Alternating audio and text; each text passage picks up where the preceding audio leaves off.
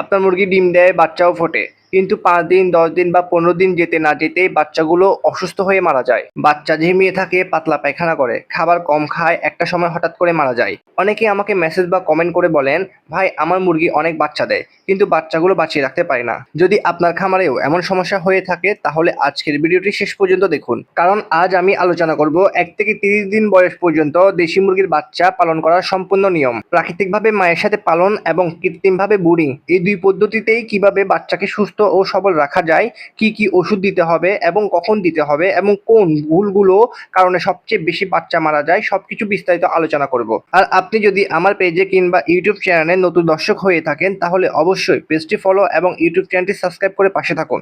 ১ থেকে ৩০ দিন বয়সটাই দেশি মুরগির বাচ্চার সবচেয়ে ঝুঁকিপূর্ণ সময়।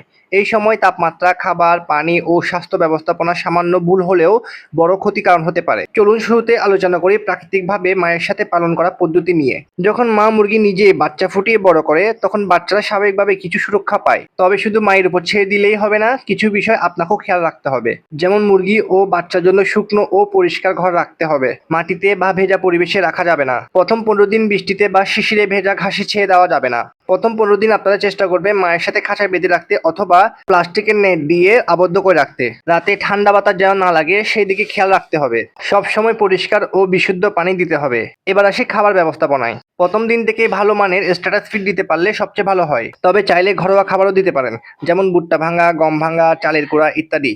এবার আসি স্বাস্থ্য সুরক্ষায়। প্রথম দিন থেকে পরিষ্কার পানির গুরুত্ব সবচেয়ে বেশি। পানির সাথে অবশ্যই ইলেকট্রোলাইট জাতীয় মেডিসিন ব্যবহার করার চেষ্টা করবেন। বাসায় যদি ইলেকট্রোলাইট জাতীয় মেডিসিন না থাকে তাহলে ঘরোয়া পদ্ধতিতে কি ব্যবহার করবেন তা জানতে কমেন্ট করুন। আর আপনারা যদি ০ থেকে ১ মাস বয়সী দেশি মুরগির বাচ্চার সম্পূর্ণ ওষুধ ও ভ্যাকসিন শিডিউল নিয়ে ভিডিও চান তাহলে কমেন্ট করে জানান। পরবর্তী ভিডিওতে আমি তা নিয়ে আলোচনা করব।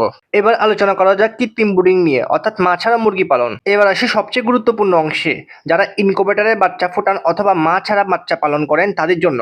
এই পদ্ধতিতে মুরগি পালনের সবচেয়ে গুরুত্বপূর্ণ বিষয় হচ্ছে তাপমাত্রা নিয়ন্ত্রণ।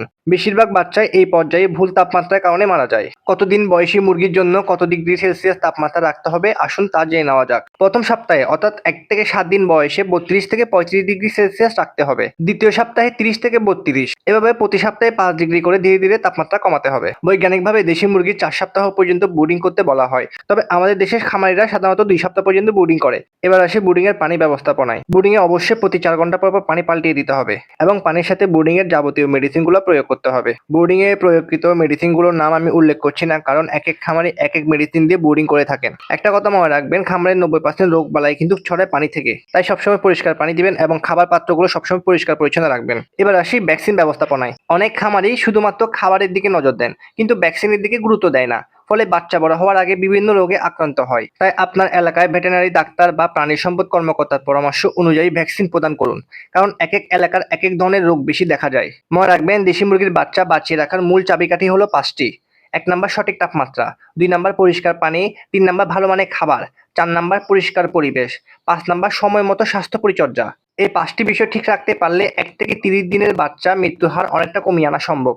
আপনার খামারের মুরগির বাচ্চাগুলো কি লক্ষণ নিয়ে মারা যায় তা কমেন্ট করে জানান, আমি সমাধান দেওয়ার চেষ্টা করব ইনশাল্লাহ। খামারে সবসময় কিছু প্রয়োজনীয় মেডিসিন স্টক করে রাখতে হবে, যেমন লাইসোবিট, ডক্সিবেট, মাইক্রোডিন, সেপা 1, সেপা 3 ইত্যাদি। মেডিসিনগুলো কোনটা কোন রোগের জন্য প্রয়োগ করবেন, কতটুকু পরিমাণে প্রয়োগ করবেন, কিভাবে করবেন বিস্তারিত জানতে কমেন্ট করুন। মেডিসিন প্রয়োগ পদ্ধতি আমি এই বিষয়ের উপর পরবর্তী ভিডিও বানাবো। ভিডিওটি ভালো লাগলে লাইক, কমেন্ট, শেয়ার করবেন। খামার সম্পর্কে কোনো প্রশ্ন বা গাইডলাইন প্রয়োজন হলে আমাদের ফেসবুক পেজে ইনবক্স করুন।